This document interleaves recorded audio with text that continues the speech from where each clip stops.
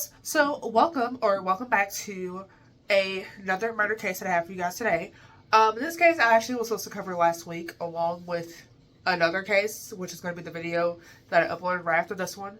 I got really busy, so instead of uploading my normal 3, I'll upload only 1 because I thought, well, I could hurry up and get this one done because it was literally a lot of information. However, this one, there kind of is more information and there's more coverage. So, of course, it took longer than I expected to get done, but I got it done. So, with that being said, this case has been covered. Yes, anyway, like I was saying, bigger YouTubers have covered this case. At least some of them have. Not all of them, but some of them have. So this case is obviously pretty well known, especially at the time this happened, like I said. So anyway, with that being said, let me quit my rambling, and let's go and get started. But if I lay down and I play dead and I stay dead, maybe you'll get sick of being the monster out of my head, under my bed. Think you're something out of my nightmares, standing right there. But if I lay down and I play dead and I stay dead, then will you get bored of killing me? So we're actually going to start with Bailey. Bailey Boswell was born on February 26, 1994 in Iowa. At a young age, her father would be sadly murdered, according to the articles that I read. And she decided to enroll in basketball, and I guess she was really good. And she also did track.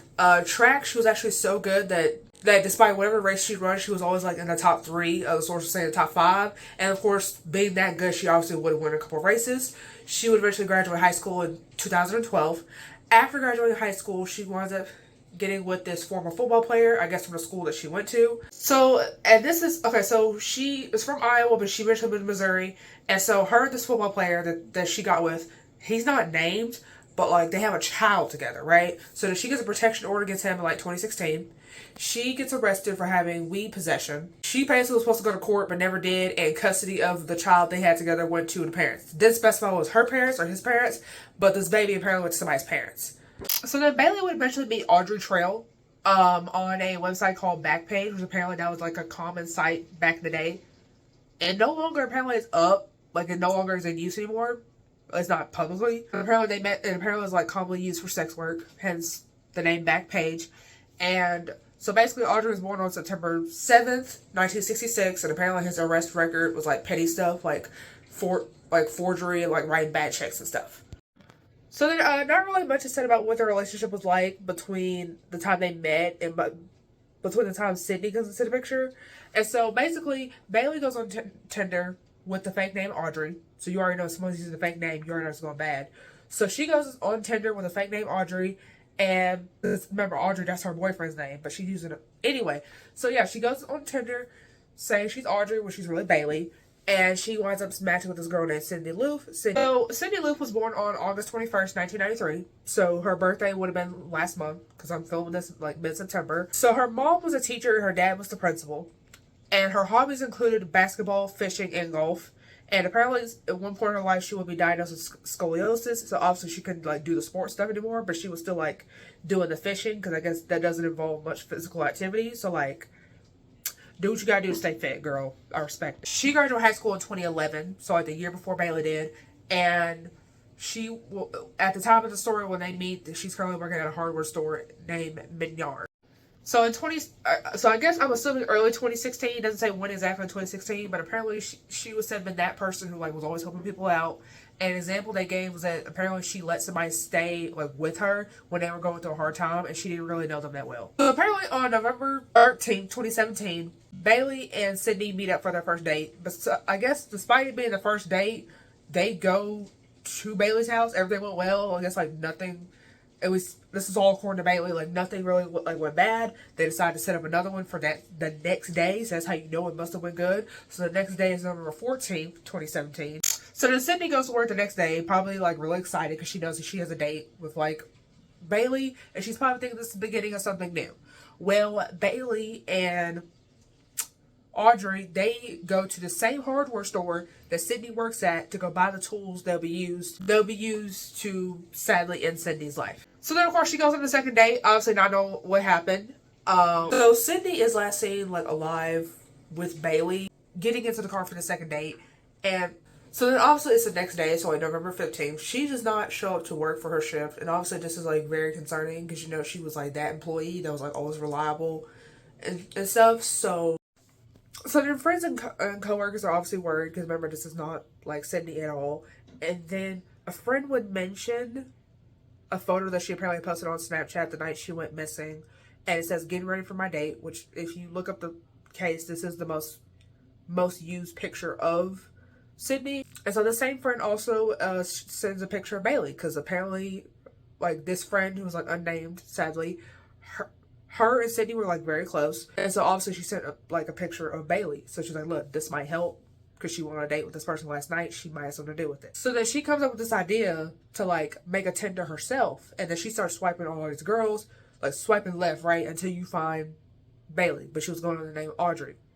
So then she, boom. So then they start talking. Somehow convinces Bailey to give her phone number. So then once she gets Bailey's phone number, she then forwards that to the police and the FBI because somehow by this point the FBI was like already involved. So then of course they eventually find out that the woman's name is actually Bailey and not Audrey. Neighbors would complain that Audrey and Bailey's apartment they had together had a strong bleach smell, and I guess one of the neighbors had like an allergic reaction to it because one of them apparently threw up and had hives from it, which I didn't know you could have an allergic reaction to bleach, but there you go. So inside the apartment, I'm assuming they searched this apartment without a warrant because there's pretty much more than enough evidence to prove that you were at least involved in this case. They found a dog leash. They don't have a dog, so already that's suspicious enough. They found zip ties. They found a suit with the crotch like cut out, like the crotch part of the suit's like cut out. Duct tape, a hatchet, a plastic drop cloth that apparently was smeared in blood, so like had a bunch of blood on it, and a book on human anatomy. So at this point, they're like well considered suspects, and they're nowhere to be found. So the news is starting to put Audrey and Bailey's picture like on the news. They go check surveillance from the store that Sydney was working at to see if they can get any clues out of there. They see Audrey trail coming in behind her like 4 minutes after she came in, so obviously that's suspicious enough. He said he's obviously following her, again suspicious, and then he is buying a hacksaw, pliers, snipping shears. That's how you say it. And then of course Bailey and Audrey, they're on the run from the police at this point. They're also wanted people because it's pretty much like no denial that they like not only is Sydney not alive, but like they're responsible. So then Bailey and Audrey make these weird series of videos apparently available on YouTube, and they're basically calling the police liars, saying we have been cooperative, like they're just trying to make us look bad. So then of course pictures of Sydney were plastered everywhere, you know, with the hope she was still alive, or to you know, like, and then of course with her luckily having tattoos, they were posting pictures of her tattoos, like, hey, she has these. And it's not like no like common tattoos, like these are like unique tattoos. But of course, like it would help them like narrow down the search. So then they're posting pictures of tattoos, and then 19 days after she goes missing, her body is found. And apparently they were found after someone had found an arm sticking out in a ditch. And so then apparently her body was covered into 14 pieces, but only 13 have been found. Apparently it was the left shoulder to the arm that was missing, the part they never found. So her tongue, kidneys, and heart are all missing, and apparently unless like someone knows some shit, to this day those haven't been found either. So then luckily of course in Missouri, Bailey and Audrey are arrested. Audrey would admit to killing Sydney, and also it was also found that they had a map plan to go to Mexico. And of course he tells police that look, yes, I did kill her, but it was during a consensual like choking BDSM act, and he was paid like 15 grand for it, and it went wrong because obviously she died. And then he would say that Bailey did help dispose of his body. She was not involved in the actual murder because she was asleep during the time, but she did help dispose of the body, so she's not entirely at fault here. So then it comes out that he's into witchcraft and vampires, and that he also had several sex slaves.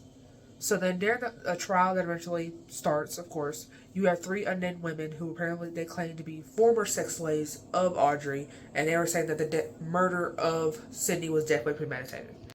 So then they would also tell of getting manicures, drugs, cell phones, expensive clothes, and an allowance anywhere from $100 to $200. I don't know how often that was, like per week, per day, per month, like it didn't say. And so for most of the day, for like every day, they were locked in either a random hotel room or at the house where they could keep their eye on them directly, had to check in every 3 hours, and they weren't allowed to date anyone else. They would even say that Audrey said that they were going to make a snuff film. Basically, a snuff film is where you kill someone on tape, sell it for $1 million, and whoever helps me kill our victim, I'll split the profits between you guys. But they would clarify they did leave the group before the murder, so don't implicate us legally in anything. Which, I mean, hey, blame them. And apparently one of them Bailey had somehow convinced them to go to the casino with her, apparently to hang out. This was after the murder, and apparently on the TV, while they're at this casino, apparently Bailey saw that the police were looking for her, and apparently at that point she started acting weird, and she understandably wanted to go. And in a dramatic twist, in the middle of the trial, Audrey decides he's gonna yell out that someone was innocent and that they curse you all, and then he basically has the sharp object and he slices his neck 3 times, and obviously in a suicide attempt. The camera shut off like immediately after, so we don't see like anything, but apparently there are pictures available of him after he's been out of the hospital. So then he basically said Bailey had nothing to do with it, it was all him. And then apparently in addition to the suicide attempt in open court with cameras on, he also had apparently 2 heart attacks and a stroke. So then of course Audrey would obviously add to the lies, say that he could put people in a trance, had the ability to fly, and could read people's minds. And so apparently there were other women that came out and said that he basically told them that they would have to kill somebody if they wanted to become more powerful than they already were. So then of course the verdict comes back, and Audrey is sentenced to death, and Bailey is sentenced to life in prison. And had Bailey been sentenced to death, because she was over 18, so she was technically old enough, had she been sentenced to death, she would have become the first woman executed in the state of Nebraska. So a little bit about the aftermath that Sydney's life left. So apparently there were 3 benches that were named in her memory. There was a scholarship for about $3,000 that would be created also in her memory. It's called apparently Set Me Free. And this scholarship apparently deals with sex trafficking. Because as great as online dating is, there obviously is those dangers and those things that could happen. And sadly in this case, a very innocent woman lost her life simply trying to look for love and be who she truly was. There should be some case recommendations popping up on screen right now, and I will see you faithful in the next one. Bye!